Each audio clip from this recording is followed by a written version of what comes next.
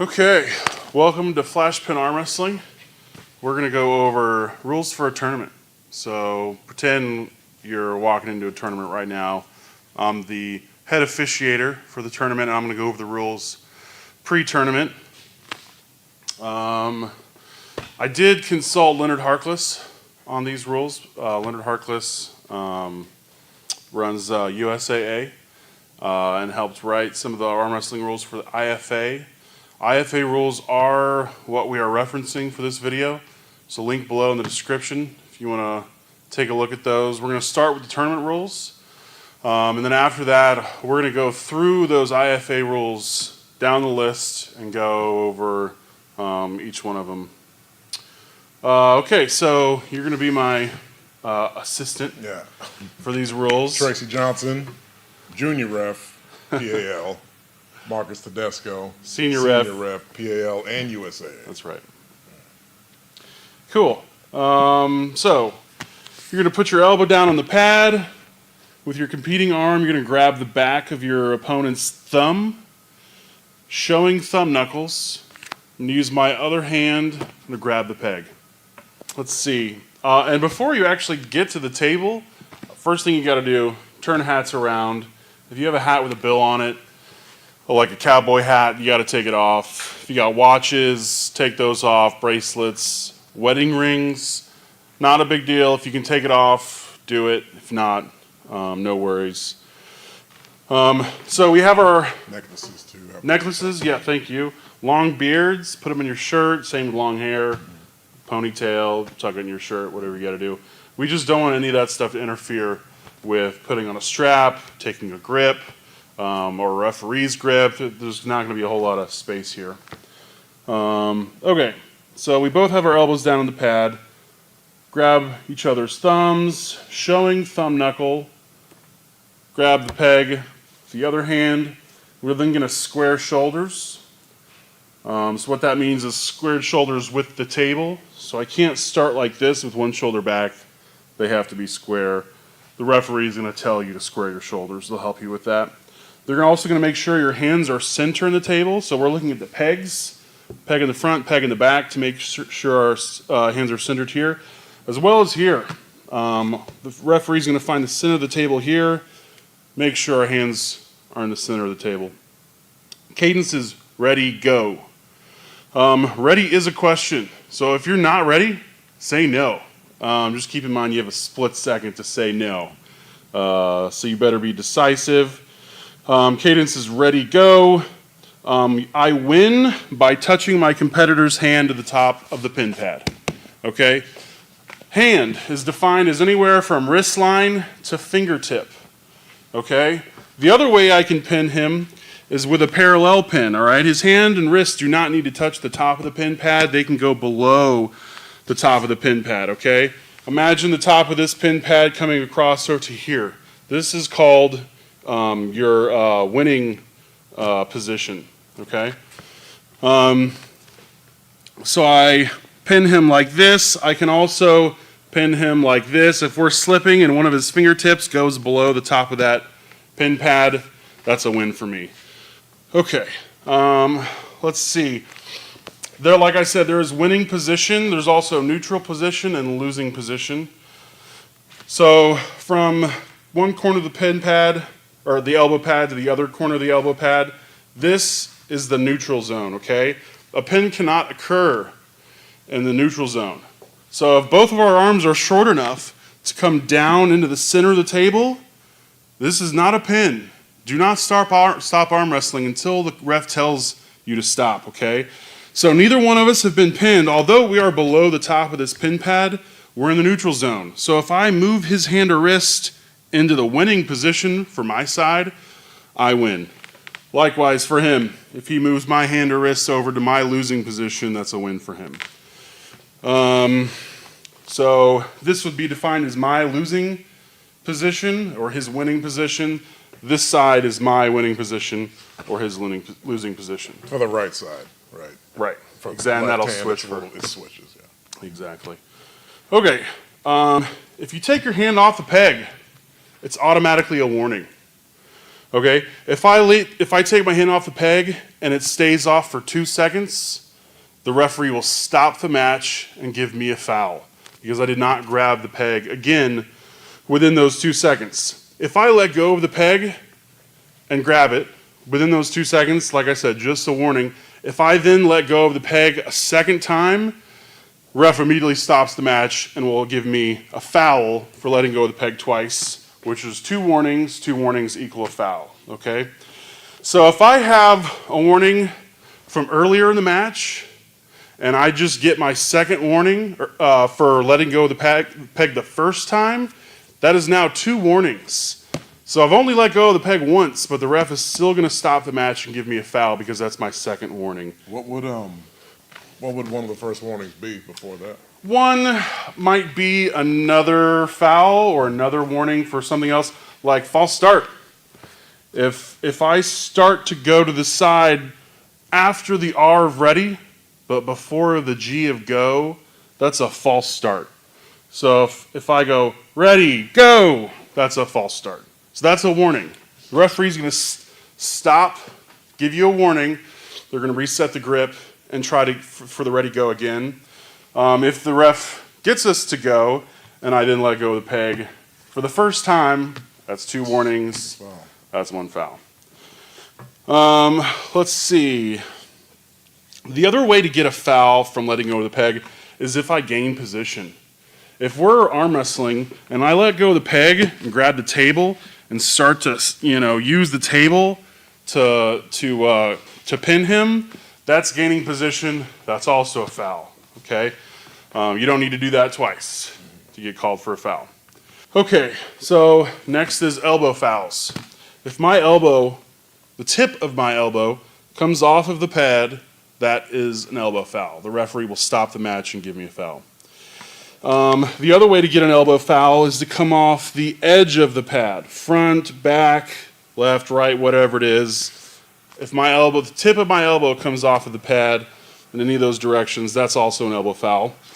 Now, what I am allowed to do is get my tricep on the pad where the tip of my elbow is not on the pad, but the tip of my elbow is still over the pad, over the circumference of the pad, or the perimeter of the pad, I should say, and my arm is still in contact with the pad somewhere. So if it's my tricep touching the pad and the tip of my elbow is still over the pad, it's fine. Shoulder cannot cross the center line. So like I said, this is your center line. If I come in for a press, my shoulder cannot go over the center line of this table. If that happens, ref's going to stop the match, give me a foul. I also cannot touch my hand. Okay, so when we're setting up, you have to have a fist of space between our hands and any part of my body, whether it's my chin, my nose, my shoulder, my chest, whatever it is, there has to be a fist of space between me and my hand. If I touch his hand with my shoulder or any other part of my body, it's a foul, okay? If he touches me with his shoulder, it's a foul.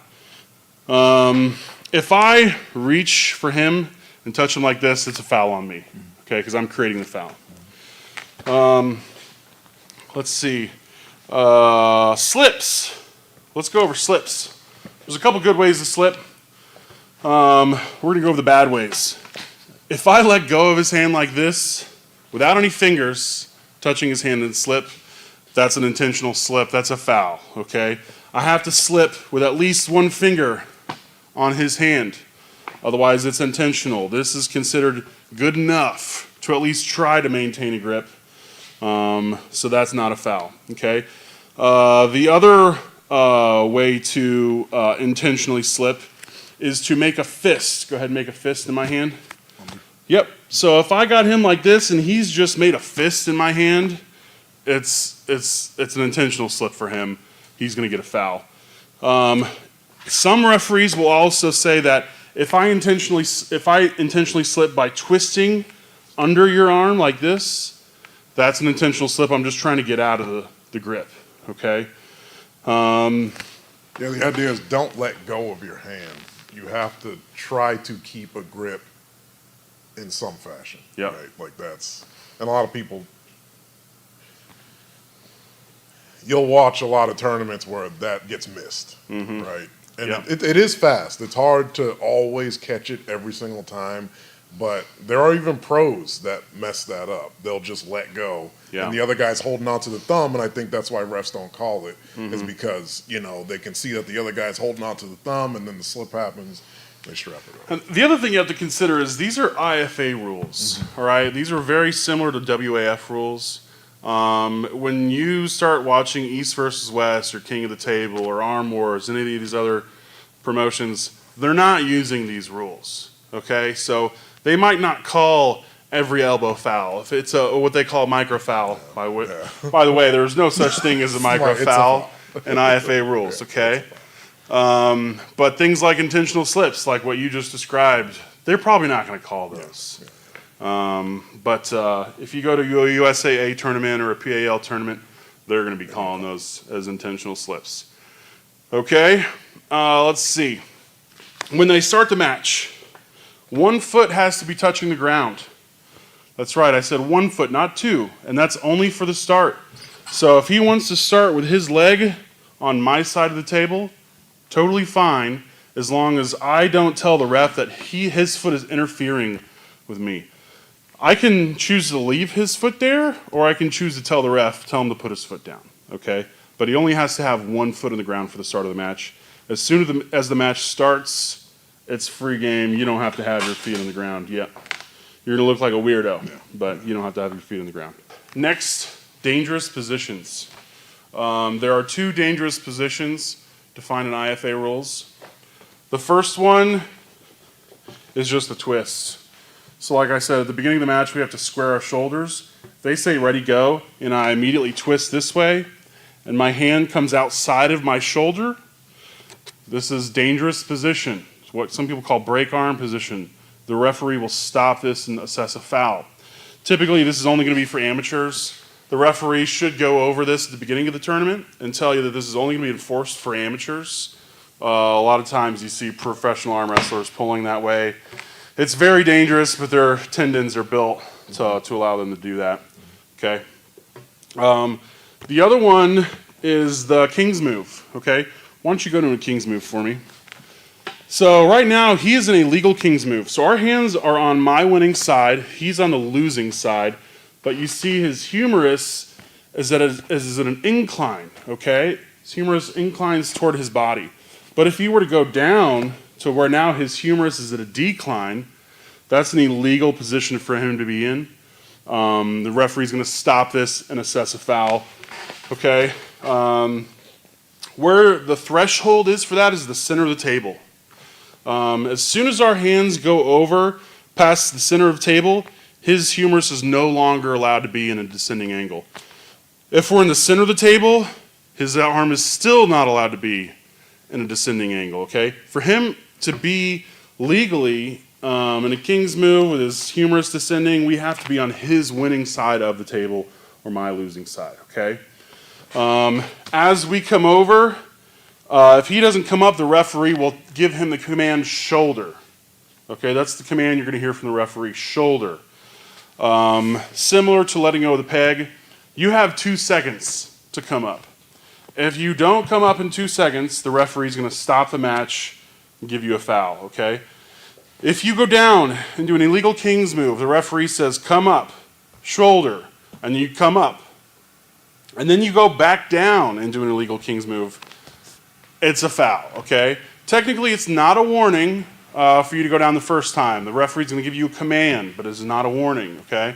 But you do get a foul if you go down twice or if you don't come up within 2 seconds. Let's see. The other thing we should talk about is dangerous position for straight arm. Yeah. Straight arm, yeah. It's a big one that a lot of amateurs do and they don't realize it, even in practice. Right. Yeah, so straight arm. If he's in a King's move and his arm is completely straight, this is considered a non-arm wrestling move. It is not allowed. It's a foul. Let's see, referee's grip. The competitors will start like this, right?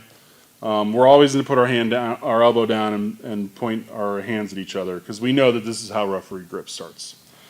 First thing a referee is going to do, square our shoulders. align our hands, make sure we're center. And after they square our shoulders, they're going to say, don't move. So he's going to say, square your shoulders, don't move. Okay? Then he's going to put your hand here, and he's going to say, don't move. Closes your thumbs, don't move. Close my hand, don't move. Close your hand, don't move.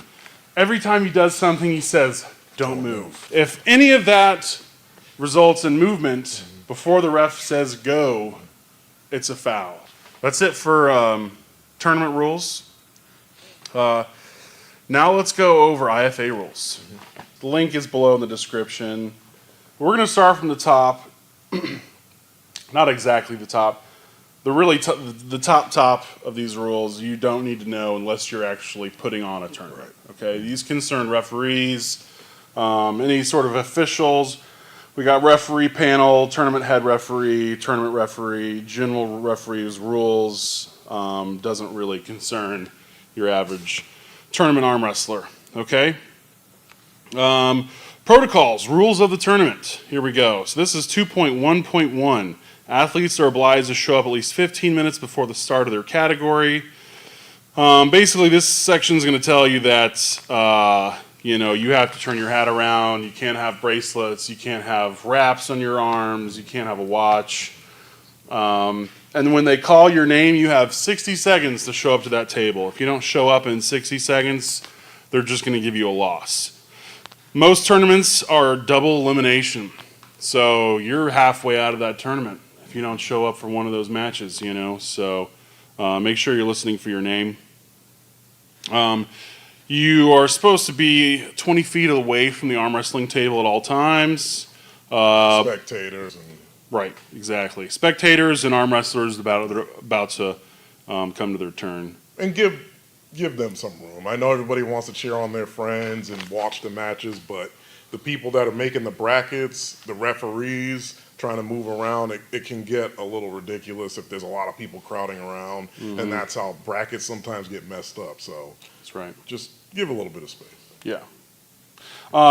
Sportsmanship is not tolerated and can lead to you having a penalty or being barred from the tournament. So behave yourself. This is an interesting one. No challenge matches during, before, or after an IFA tournament. Like really? That. Yeah. No super matches allowed. This is an arm wrestling tournament.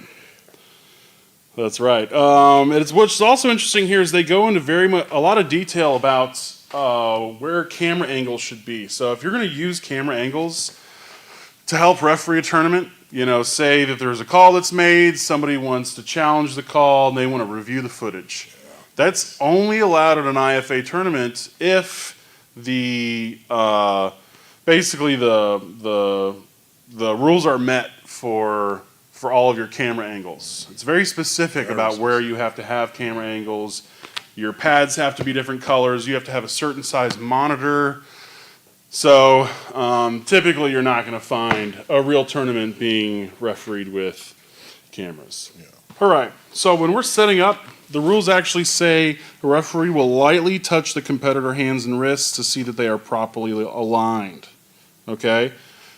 What shouldn't be happening is the referee wrestling the two competitors, all right? The referee should not be fighting the arm wrestlers. If they are, then the referee's not doing his job. He should be giving warnings to each of us if we're fighting him, okay? So the referee will lightly touch hands. If we're not doing what he says, we'll get warnings. He should not be fighting us in any direction, okay? No breaks are allowed during the match. Unless there is an equipment malfunctions like strap breaks, table breaks, something like that. That's the only time a break is going to happen. Also, when he was talking about the ref manhandling the hands, if you feel that the ref is putting too much pressure on your hand, you can tell him, like, hey man, stop, you're pushing my hand, and it's because he's loading or whatever he's doing. Yeah. You're not doing, you be vocal. You have to, because we don't know exactly what's happening in the hand. Mm-hmm. We can just go off of what we can see. And when we're lightly touching, we can't feel him squeezing too much. We can feel wrist flexion extension, Yeah. ulnar deviation, radial deviation. But other than that, if you're feeling like his body like kind of pushing you and the ref's pushing it back, you can tell him like, hey, this he's moving, you're moving me. It doesn't feel comfortable, whatever. That's great advice Yeah. for tournament pulling, especially if you're new and you don't have the confidence to go up there and Right. tell a ref that they're doing something wrong, Yeah, I've watched it myself. It takes a little confidence Yeah, it does. tell somebody in white and black that they're doing something wrong, You should do it, though, because you want the should. best chance possible. That's right. And it's don't feel like you're offending them Yeah. by telling them, like, hey, Right. just be nice Just about communicate. it. Just If let 'em you're know. in a setup and you feel like you're, being taken advantage of, you're not able to get what you want out of the grip, communicate. Tell the ref, maybe you're doing something wrong. Maybe the ref does something wrong and he's not even aware until you point it out. So great advice. Definitely communicate with your opponent and with the referee. Opponent might tell you to get lost, but it is what it is. Let's see. You can only pin your opponent on the winning side of the table. We went over that. No pins in neutral or losing position. I can't stress this enough. Do not stop arm wrestling until the referee says stop. Just keep going. If you think you won, then just look at him like he's crazy and be like, what's going on? Okay. A competitor may protest any call by the table referees. Okay. There is a protest procedure. I've never seen it actually happen. Yeah. The way it works is I'm the competitor, call's made, I'm not happy with it, I want to make a protest. I have to go to my team's leader, basically, my team leader, my team captain, go up to him, make the complaint. The team captain then goes to the head officiator for the tournament, will pay a fee for a challenge, and then the head referee for the tournament will then go over the call with the two table referees. Okay, never seen that actually happen. Most of the time, it's just the competitor complaining to the referees. The referees should go to the side, talk it out amongst themselves without the input from the arm wrestlers. That's typically the way you'll see challenges happen. What's important, though, is that the referees must agree on the call, okay? If one referee's not sure about the call, the other one is, it's going to be a restart because there was a challenge, okay? So the two referees have to be sure, they have to agree on the call, and then the challenge will be upheld and the restart will happen. Okay, setting up for the start of the match. Elbows down on the pad. We're going to go palm to palm with our thumbs. Okay. You can either cover your thumb or let your thumb cover your fingers. Either way, your thumb knuckle has to be visible. We must be in the center of the table, both this way and this way. Hand on the peg, shoulders square, 1 foot on the ground. Ready, go. Stickum, rosin, and chalk are all permitted. Okay. Those are just going to help you keep a grip on your opponent. You can use any of those. Back pressure in the setup. I hear a lot of people say, he's loading.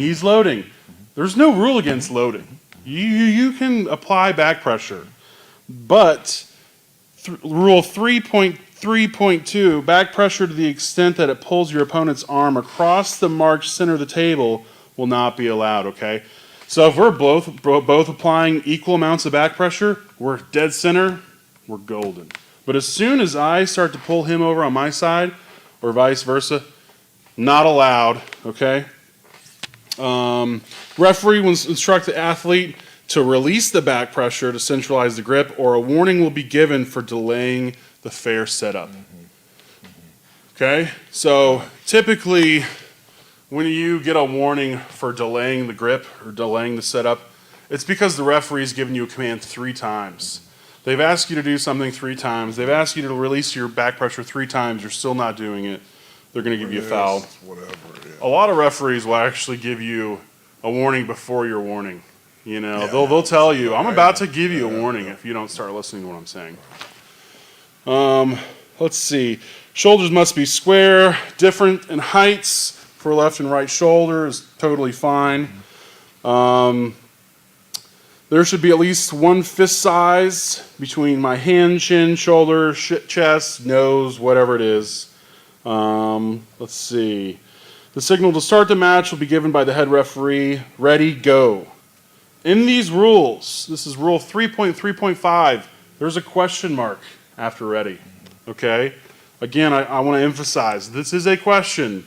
So if you're not ready, you have a split second to say no. Yep. Tell the ref you are not ready. A pin is when any part of the natural wrist line at fingertips touches or goes below the top of the pad. We talked about that. Natural wrist line too, guys. Natural Right. wrist line, not you're on the bone. That's what a lot of people think is your wrist. It's not. It's up here. This is your wrist. So we'll get into that with putting on the strap, but also how far down it needs to be. But yeah. Okay.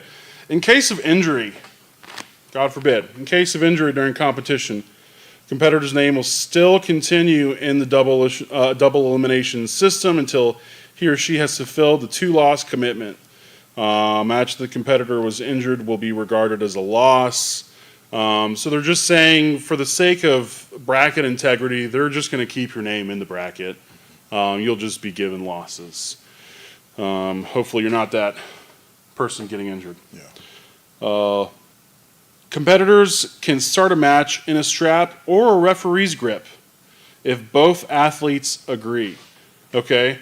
So if we both know that we're top rollers and I'm not holding on, you're not holding on, I'm trying to go this way, you're going that way, we could be like, hey, you would just want to start in a strap. If he tells me to get lost, it's too bad for me, we're not starting in a strap. Some competitors like to start, even if they're going to slip, they still like to start outside of a strap. But if we agree, we can do that. Same thing with referee's grip. If we both mutually agree to start in referee's grip, totally fine. Otherwise, you have to wait 30 seconds from the start of the match to get to the referee's grip. Let's see. This one's fun. There's no time limit during a round. So if you remember seeing Jerry Carteret and Michael Todd and WAL 403, 503, something like that, it was like a 7-minute round. Yeah. I just watched some women in Europe, 15-minute matches. They had like 3 of them. 15? Yes. And it was, that was the craziest. I was like, oh my God, it's nuts. Brutal. Yeah. But there's no time limit. Yeah. I couldn't imagine holding the position suck. for 15 minutes. Yeah. That's a long time. Oh, man. Crazy. All right. We got universal arm wrestling words. Now, keep in mind, there are arm wrestling tournaments all over the world, right? This is IFA rules. This is the International Federation of Arm Wrestling. These are not rules for Americans only, right? Which is why we have a list of terms here in these rules, so that any European or any Asian or African can come to one of these tournaments, learn this set of terms, and be able to compete fairly. Okay, referee should be using only really the words from this list of terms. Which is also cool because it allows international speaking referees to go to a tournament and still have the ability to ref, because they're just going to use the words from here. You really don't have to say much else, right? The parts of the body, ready, go, foul, warning, it's pretty universal. And it seems like the competitors understand as well. Yeah. Because we do have American referees go to WAF Worlds and whatever, Yep. IFA Worlds, and they're fine. 100%. Okay, warnings. Section 5. Any movement of arm, this is your competing arm, during or after ready and before go will result in a false start, which is equal to 1 warning. Okay, so this is not a ref's grip. We just came up to the table. We're getting our own grip. If we get a grip and I move my competing arm after the R of ready before the G of go, it's a false start. That does not include the rest of my body, okay? The rest of my body can be moving after ready before go. That's not a false start. It's just my competing arm, so fingertip to shoulder, okay? If competitor is causing delay for setup in either grip, back pressure, covering thumb knuckles, elbow, wrist, knifing, center, like I said before, the referee will give them 3 notifications, okay? You're just going to ask them 3 times to put your elbow down, or straighten your wrist, or don't cover the thumb knuckle. Referee's going to tell you 3 times. After that, he has the right to give you a warning, okay? That's for delay of grip. Like I explained before, losing contact with the peg is 1 warning. If I lose contact twice, that's 2 warnings, or 1 foul. Referee stops the match. Or if I let go of the peg and don't grab it for 2 seconds, that's a stop foul. The other way I can get a foul is by gaining position by letting go of the peg, like grabbing the table, for instance. Let's see. Section 6, fouls. 2 warnings equal to 1 foul. Okay, 2 fouls equal a loss. That's important to understand. So, hypothetically, if I get 4 warnings, that's a loss. If a ref tells me to do something 12 times, that's a loss. Yeah. Okay, so that's pretty much how that works. These things do add up. We'll start with elbow fouls. 6.1.1. A foul will be given when a competitor's elbow loses contact with the elbow pad. A competitor is considered to lose contact with the pad when the elbow lifts vertically off the pad with clear spacing between elbow tip and the pad. They're looking for daylight. If they can see daylight under your elbow, it's a foul. I don't care how high it came off the pad. It could be, a centimeter. It's a foul.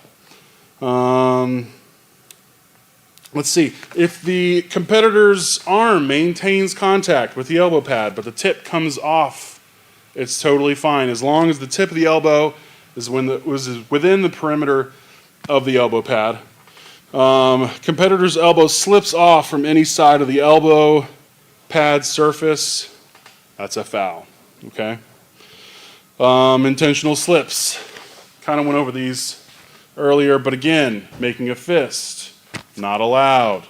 Letting go, not allowed. Twisting, not allowed. Or even just completely letting go like that.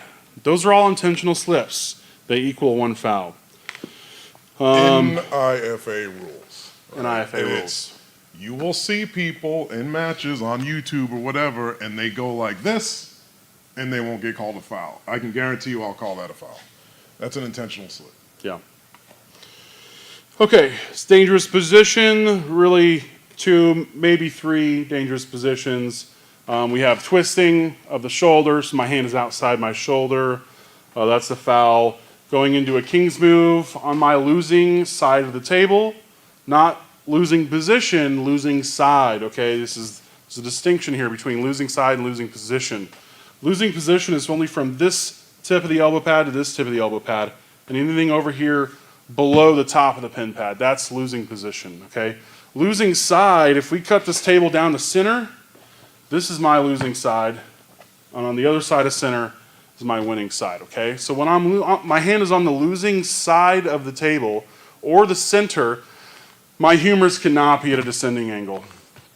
It has to be parallel to the ground or at an incline. And then last but not least, straight arm. You'll see this every once in a while. It's actually debatable. I've been told that some referees consider this to be a silly rule because we define arm as fingertip to shoulder. So right now, my arm's not straight. Right now, my arm's not straight. Right. Right now, my arm's not straight, right? So if my arm is like this, that's a straight arm. So that's how the rules define it, which is why some referees consider it to be a silly rule. Well, I think this would still constitute. I think if anything, they should change the rule or consider changing the rule to say straight elbow. Yeah, if your elbow is at the fully I think that's extended the position. point of the rule, is to try and discourage arm wrestlers to be going into a completely straight elbow. Yes, yeah. Right? But the way that the term arm is defined, That makes sense. fingertip to All right. shoulder. I like that. That's good. That's a good. Yeah, they might need to look at that. Yeah, they might need to look at that, yeah. Trust me, they're aware. Uh-huh. They know. Good. Because I was told that by somebody way smarter than me. Okay. Competitor's shoulder may not cross the center line at any time, like I mentioned before. I also cannot touch my hand with any part of my body. My head, my chin, my shoulder, whatever it is, I cannot touch my hand with my body. Same with him. I cannot touch any part of his body with my hand. If he reaches out and touches my hand, he created the foul. You'll be given a foul for that. Okay. Let's see. Intentionally making the opponent get a foul will result in the offender getting the foul. Example, pushing your opponent's elbow off the pad using a forward motion.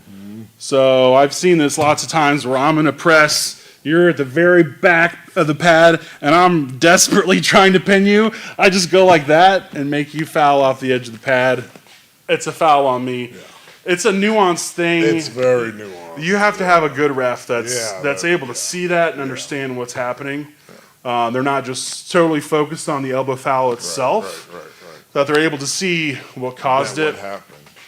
But that is... Because, you know, just for instance, going inside, if you decide to go inside, but you're able to push that person, you know, while you're going there, I mean, that could... That wouldn't be a foul, right? Right, and the same thing for going to the side. If I go to the side so hard that your elbow comes off the side of the pad, that's on you. Right. That's not on me. You know? But if I look up and I see an opportunity to make you foul and do that, it's intentional, and I'll be given the foul. Okay. Any movement during a referee grip will result in a foul. Any movement. Okay, so that rule is actually a little vague for me. It's very vague. We've actually talked about this. Very vague, way too vague for my taste. A good amount, yeah. This is 6.1.7. Any movement during a referee grip will result in a foul. When does a referee grip start? And what parts of my body am I not allowed to move? I can't move my eyeballs? Yeah. You telling me, like, as soon as you say ref's grip, Right. it's freeze in place? It's like, no. This is left up to interpretation most of the time. It's left up to interpretation. I'll tell you why. It's any of your torso pieces. You move those. Like, you can move your head, you can look. Yeah. But after we say do not move, you don't fucking move. And if you weren't ready, that's not our fault. If you decide to go, we say do not move, and you go, that's a foul. You just move. You just move. Yeah. All right, so I'll tell you the way I interpret the rule, okay? I don't interpret it as the moment the referee grip starts, you can't move. I mean, obviously, you have to move after the moment after they say referee's grip, okay?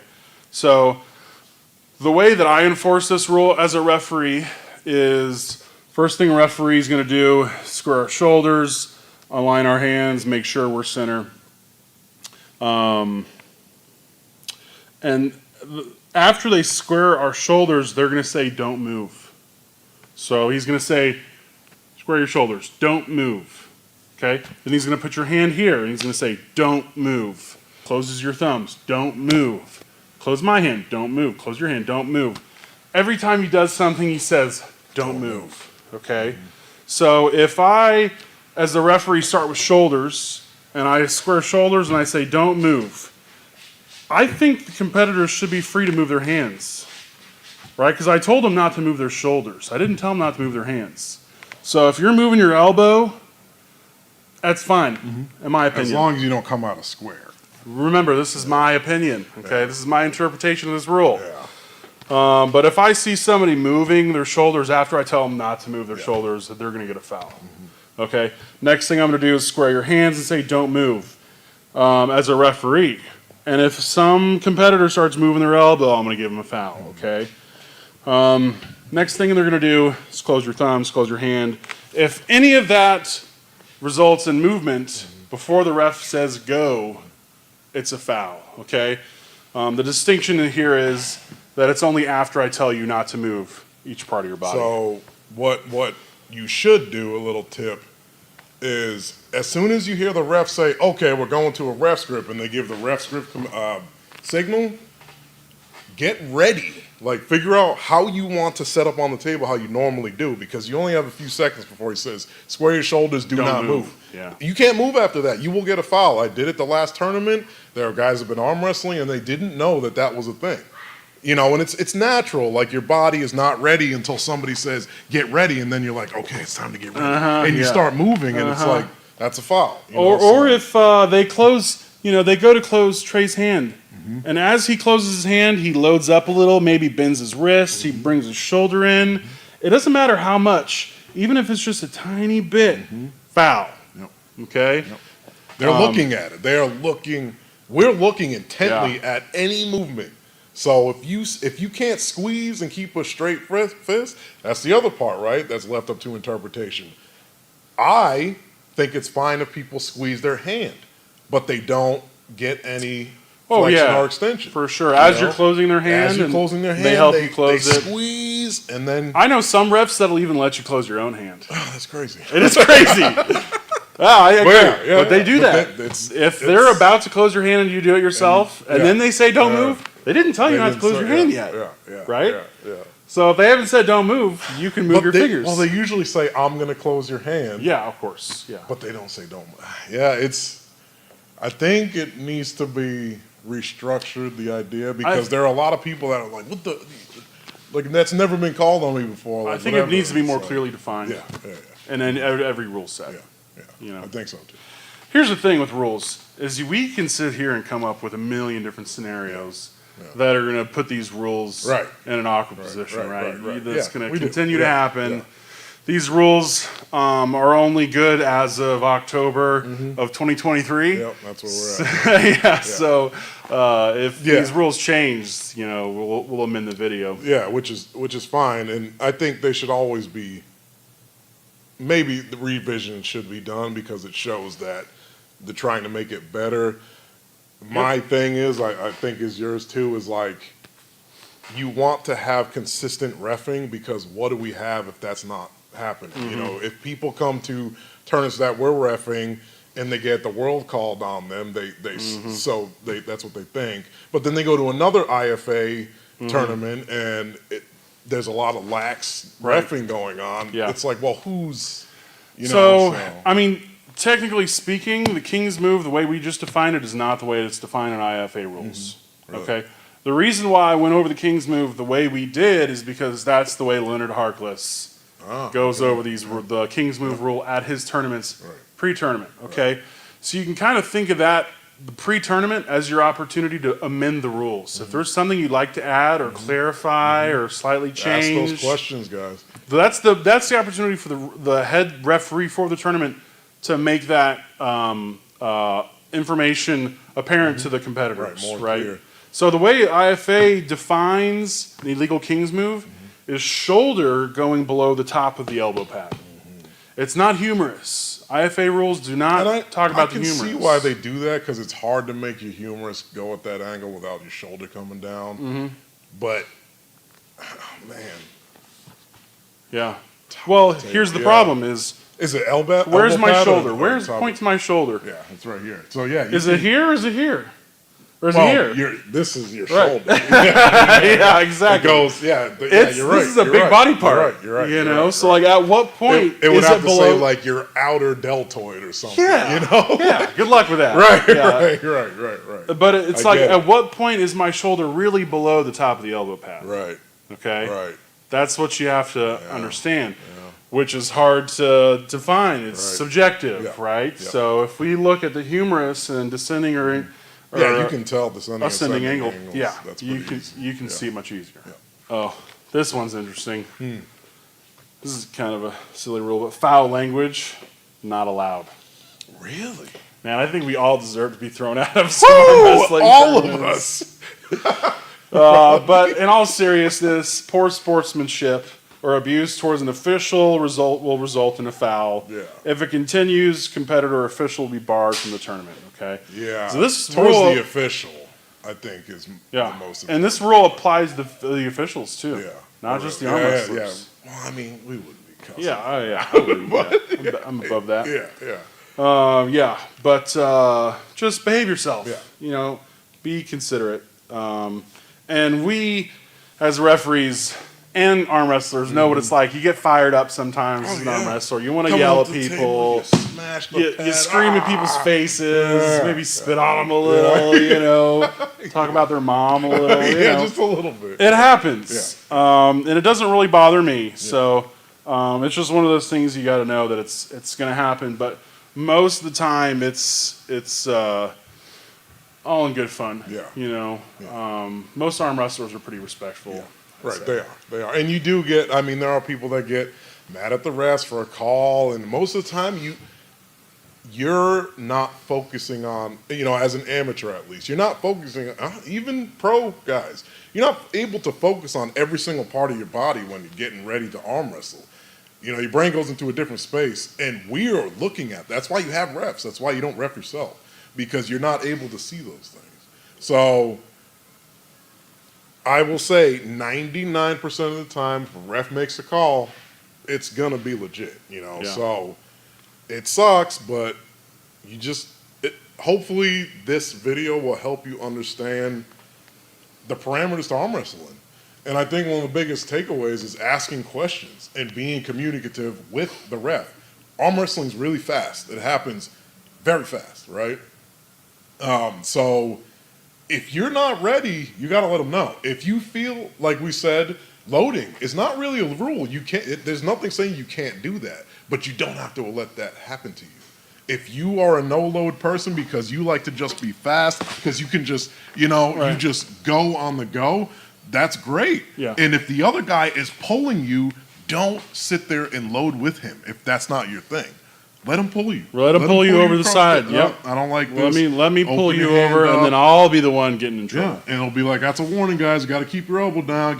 Got to keep your elbow down. Put it down. Okay, ref's grip. Yeah. And now, everything, he has to have his elbow down. The ref's going to close you. Yeah. He can't load, right? Because it's going to be a foul. He's moving in a set grip. If that were me and somebody were doing that to me, taking me over center, I'd look at the ref and be like, he's delaying the grip. Yeah. How many times are you going to tell him, you know? How many times are you going to tell him to stop? Like, give him a foul or a warning, right? That's what I would do. Yeah, you can talk to him. Yeah, I'd be talking to him. Yeah. Let's see. If you are given a foul when you're in losing position, it's a loss, right? Losing position is defined as 2 inches below the top of the peg, and on the losing side of the table, okay? So if actually, let's do it on your side. If we're here, his hand is less than 2 inches above the top of this pin pad or below the top of the peg, that is losing position. If he elbow fouls there, it's a loss. You'll see some people, they're about to lose, and they try to elbow foul to bail out of the match and get a restart. Doesn't work. It's a foul. Yep. They're going to say elbow foul, losing position, winner. Yep. Yeah. So try to foul before you get down there. Yeah, exactly. Foul before you get down there. If you're going to bail for a restart. You're going to bail. Yep. All right, any fouls that occur simultaneously between both competitors are considered coincidental fouls. The match will be stopped and restarted without any foul given to both athletes. So that's just saying this a lot of the times happens in the start. They'll say, ready, go, and we both come up on the go, coincidental fouls. They'll stop the match. Both referees will say stop. They'll signal for the fouls, and they'll go like this, coincidental fouls, they just restart the match.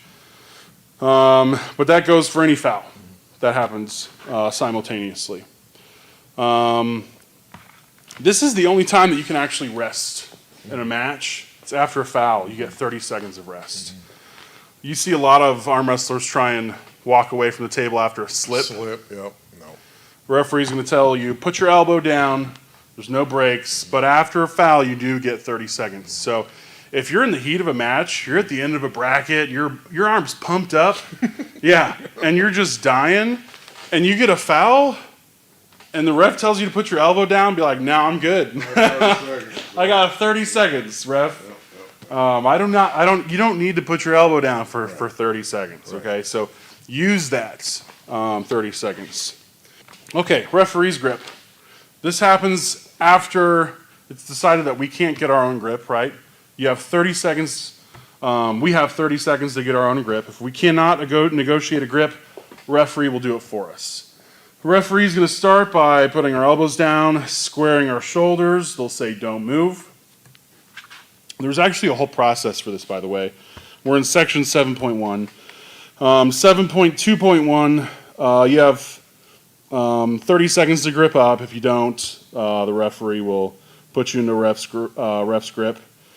A referee's grip consists of the following procedure. Referee will ask competitors if they want their thumbs to be closed up or down, showing both types of grips to assure proper understanding.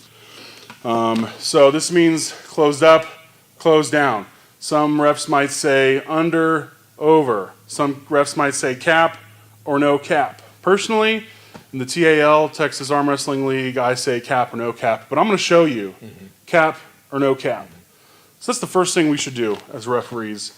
Ask the competitors if they want a cap or no cap, over or under. Let's see. Referee will set open palms on the center of the table and call don't move. Okay?